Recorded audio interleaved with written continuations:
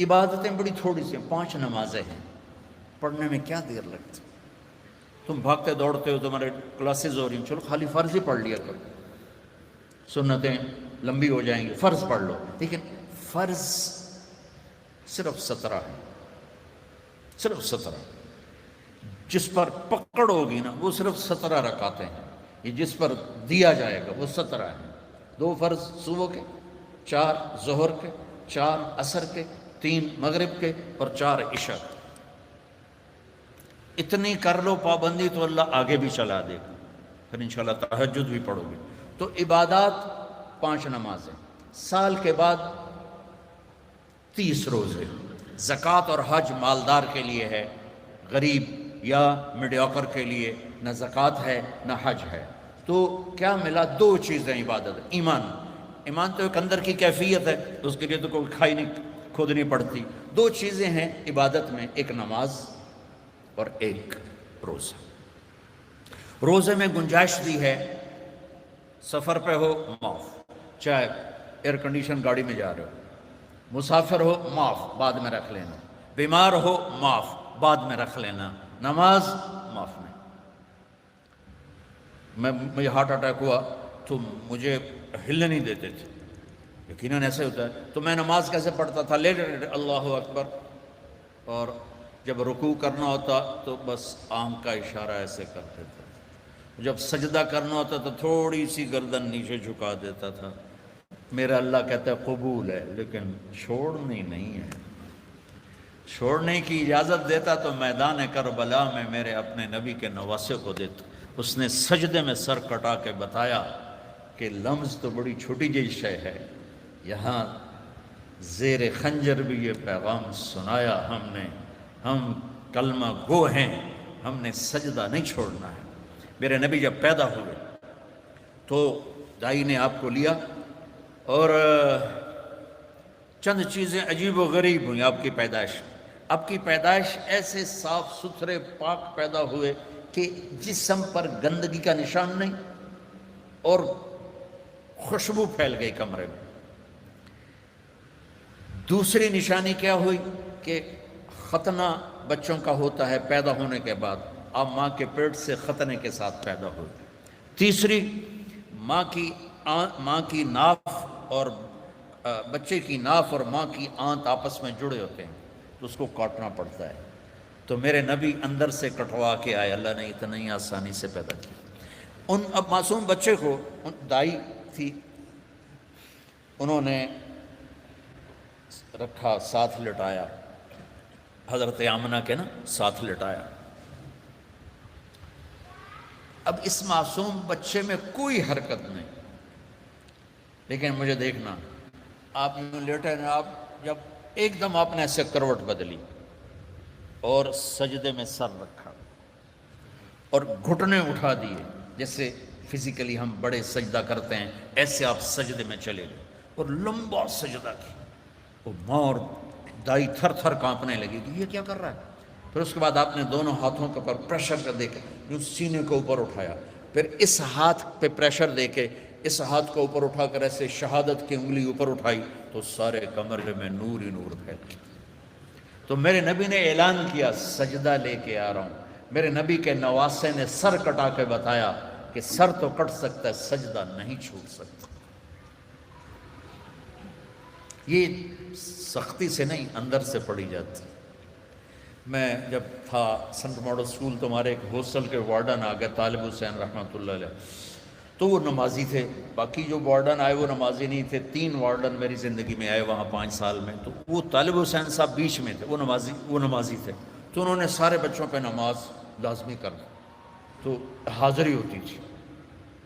رمضان شریف کا مہینہ، رمضان شریف اور عشاء کی نماز، اور میں سب سے آخر میں تھا اور میرا روم میٹ آیا، مر گیا اللہ اس کی بخشش کرے، اس کی میری 4 پائی ساتھ ساتھ تھی، تو میرے قریب، اس کا نام تھا جاوید، تو میرے قریب آ کے کھڑا ہوا اور عشاء کی نماز کی نیت کرنے لگا. ہمارے وارڈن کا نام تھا طالب حسین، تو اس نے زور سے کہا 4 رکعت نماز فرض عشاء واسطے طالب حسین دے، اللہ اکبر.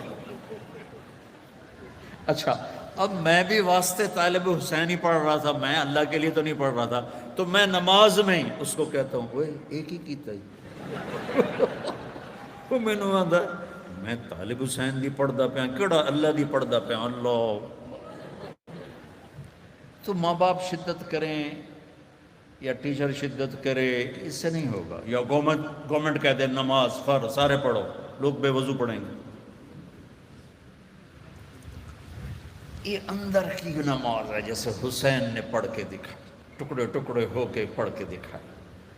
تو ہمارے اوپر تو کربلائیں اللہ نہیں لا رہا, بڑوں پہ بڑے امتحان آتے ہیں. بچوں کی نماز نہ چھوڑو, رمضان شریف آ رہا ہے روزے نہ چھوڑو. تم سب جوان ہو, ہاں کوئی بیمار ہو جائے تو جوان بھی بیمار ہو سکتا ہے, لیکن رمضان ایک مبارک مہینہ ہے, سارے گناہوں کی معافی اس میں.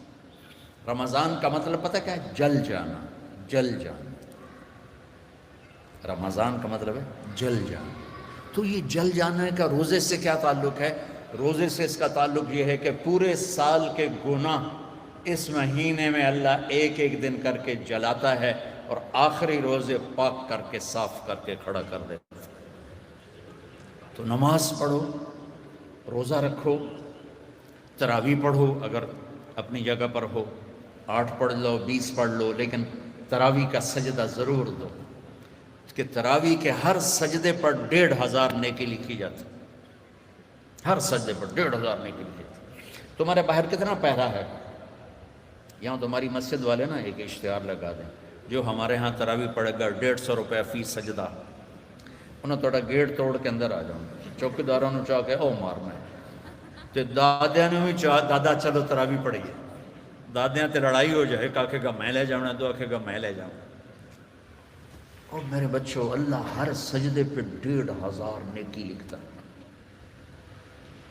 اور شام کو جب آپ روزہ افطار کرتے ہیں اس دن سارے گناہ معاف ہو جاتے ہیں, اور آخری رات سارے سال کے گناہ معاف ہو جاتے ہیں. رمضان میں موت آ جائے حساب نہیں ہوتا, جمعے کی رات کو موت آ جائے حساب نہیں ہوتا, جمعے کے دن شام تک موت آ جائے حساب نہیں ہوتا. اللہ ایسا مہربان ہے.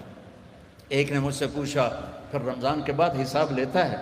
میں نے کہا اللہ بڑا سخی ہے, وہ دنیا کا بادشاہ لیا بھی میرا قرضہ واپس کر, اور جب ایک دفعہ معاف کیا تو پھر معافی کی کریں.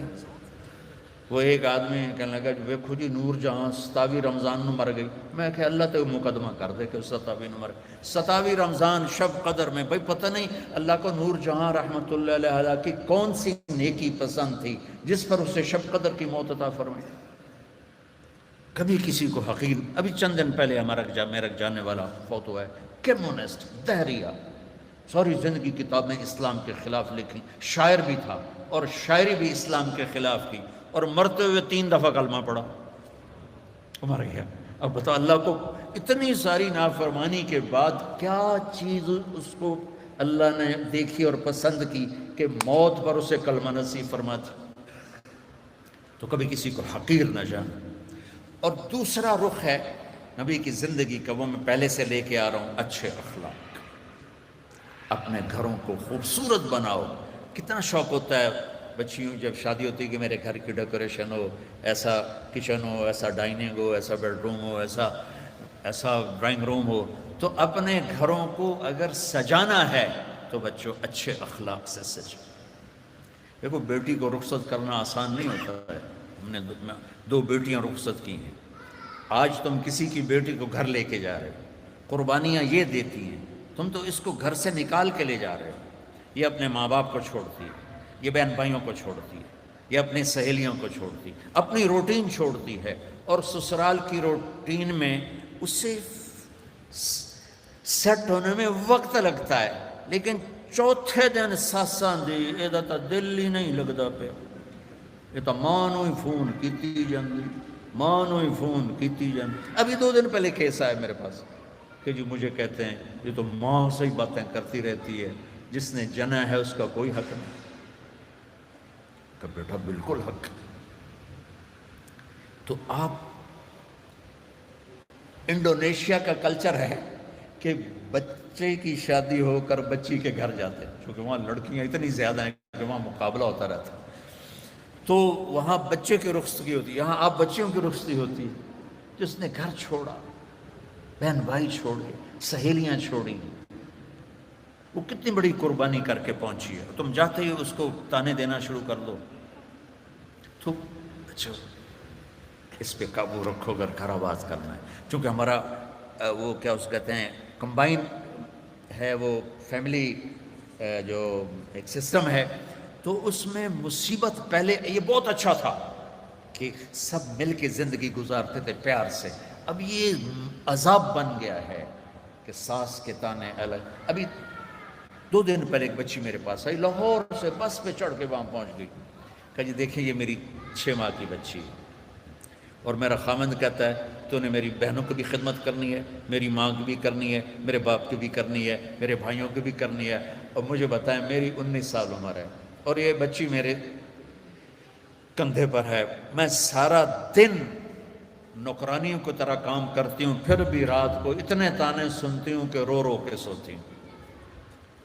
میرے بچوں، اگر آپ زندگی میں کوئی خوبصورتی دیکھنا چاہتے ہیں، اللہ کی قسم گاڑیوں سے نہیں، ڈگریوں سے نہیں، عہدوں سے نہیں، تمہارے اخلاق سے۔